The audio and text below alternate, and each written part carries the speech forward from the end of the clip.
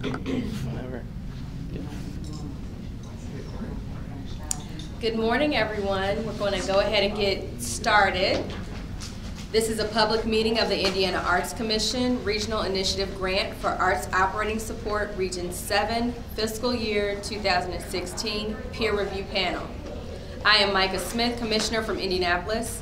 Today is Thursday, May 7th, 2015, and we are in Conference Room 17 of the Government Center South in Indianapolis.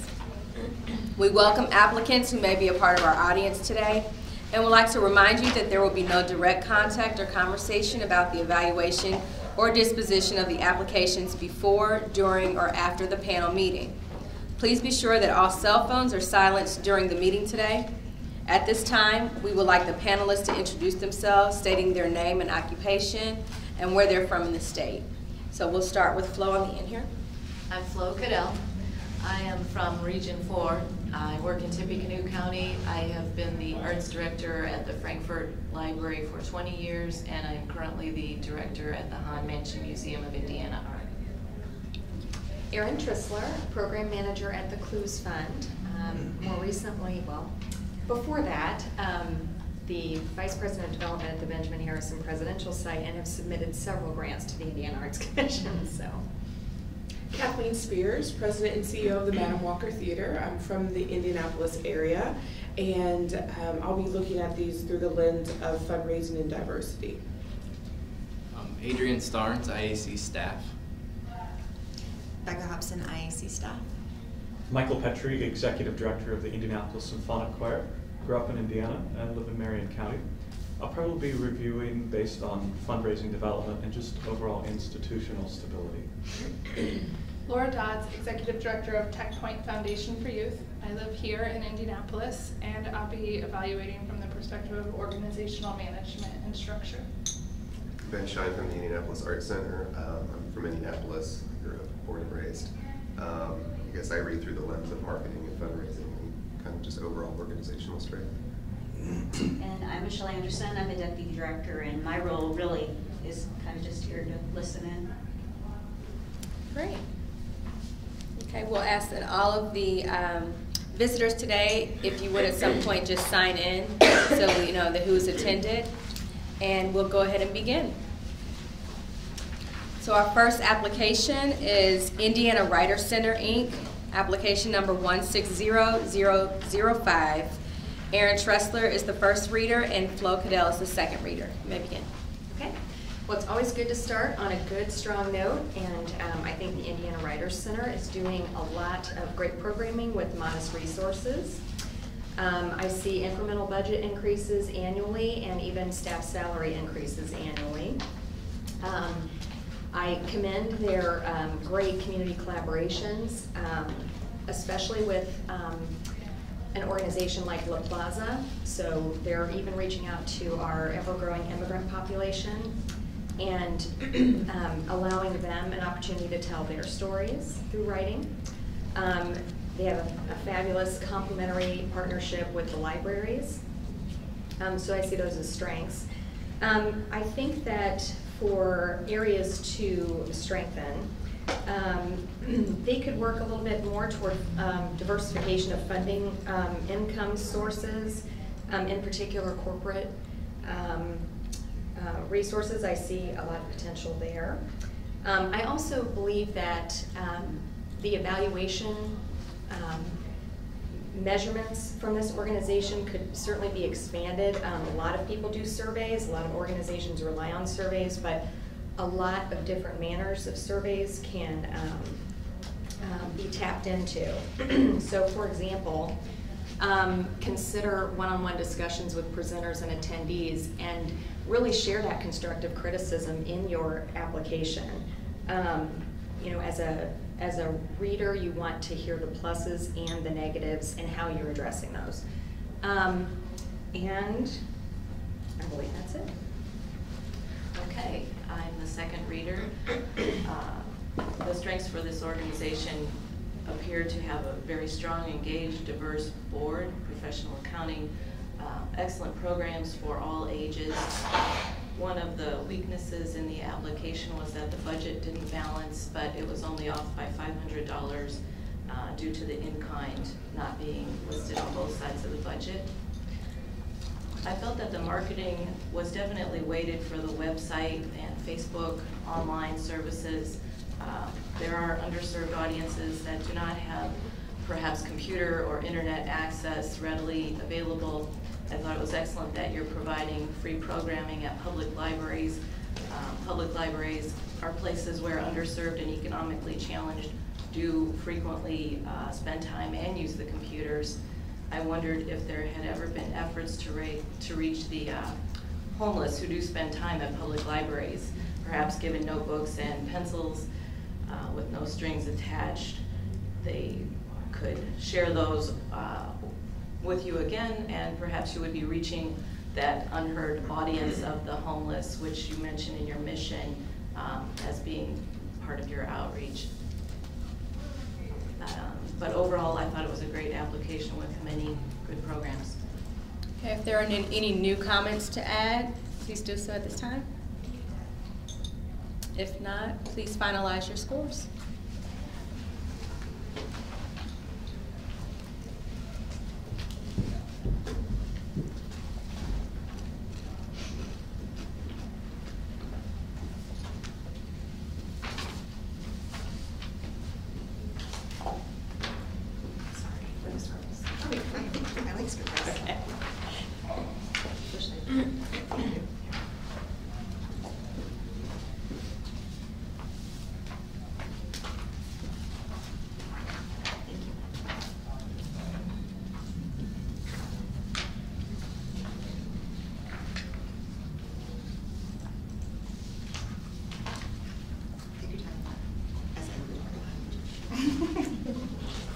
Did you add pressure without adding pressure? We're still waiting for one.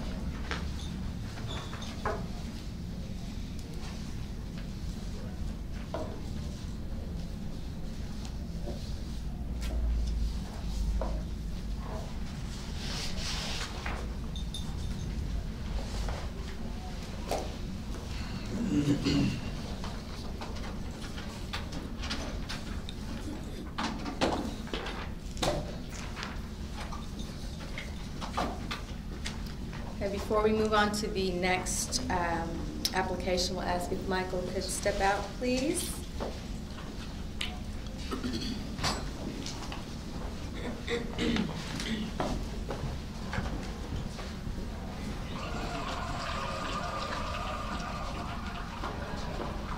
Our next applicant is Indie Baroque Music, Inc., application 160007.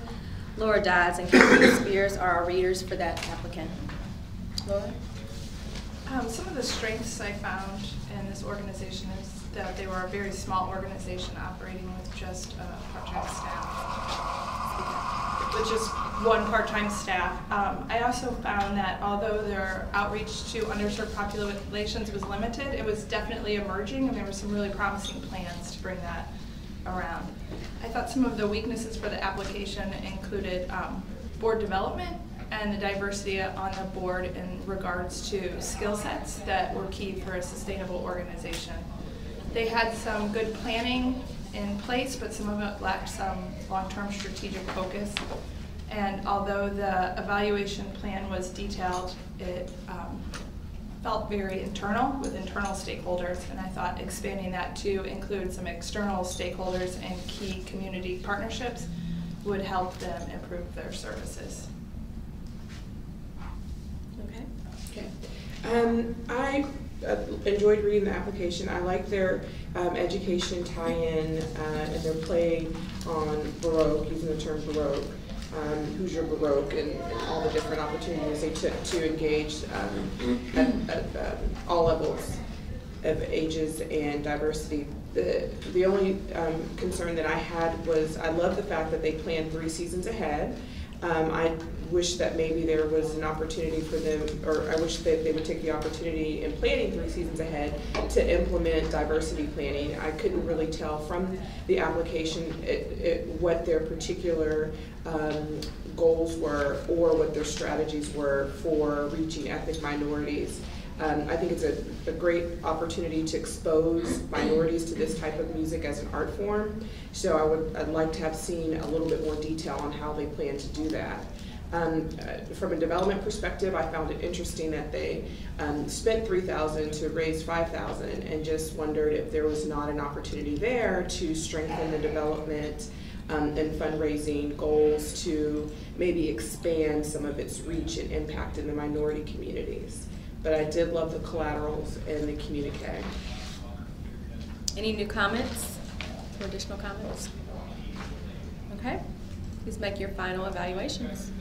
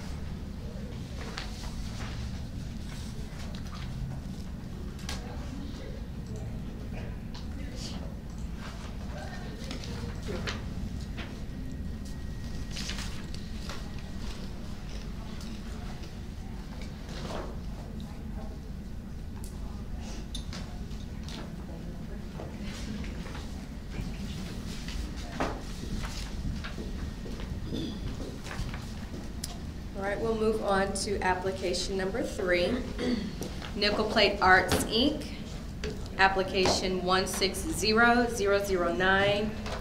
Michael is our first reader, and Ben is our second reader. Cool, thanks very much, Micah. You're welcome. I'll mix pros and cons, pluses and minuses up in my comments. The board only meets 4 times a year, which is not very frequently. I would be curious about them considering meeting more often, especially since only 33% of the board currently contributes. Founded in 2012, so they're definitely a young organization. That should be among the first things that they aim to do over the next 18 months, 100% board contribution. They've acknowledged this, that they're quite reliant financially on HCT funding still. It's good that they're aware of that, and it sounds like they are looking for other means of self-sustainability. Clearly that could go quickly, and we don't want all of our eggs in one basket. I was really intrigued by their local conversations. They're trying to foster conversations for their guests and their patrons. I think that's really neat and fitting in a community today where we don't have a lot of in-person conversations as opposed to just on social media. Speaking of social media, they have a great Facebook page, good frequency and interesting content.